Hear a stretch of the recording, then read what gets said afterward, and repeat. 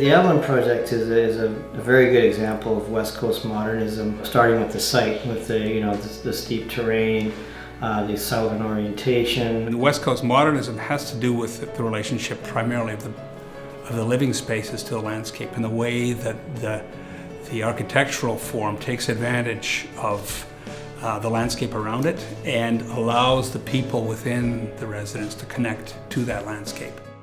The buildings have been designed to sort of follow the contours, to step down and sort of engage the terrain.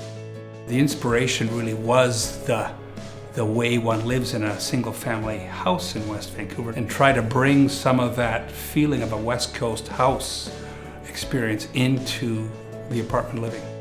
They have large window openings into the units that bring in sunlight, but they also, extend the inside out and bring the outside in, visually sort of taking the interior rooms out into the exterior and vice versa. So these large windows open up onto large terraces or open up onto a large courtyard. So you're standing in your unit, you're looking out at these very lushly landscaped courtyards with southern orientation. So you're getting all the sunlight during the day, and the landscape along the edges of all the terraces softens the edge. It also brings that vegetation right into your unit.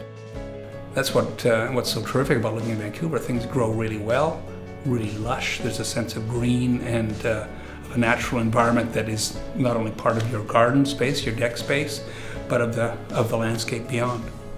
I think good architecture does provide the ability for communities to come together, and I think Avalon is a good example of that. And I think it'll become, quite common for the residents in this community to say, I've got a wonderful view, and another person to say, I've got a wonderful, would you like to see what mine looks like? Because they'll all be slightly different, or many of them somewhat different. And I think there'll be a lot of sharing of the experience of enjoyment within this community. And in using the pathways that lead through and around the site, there'll be a lot of sort of shared exploration of the natural environment that is going to grow up around this.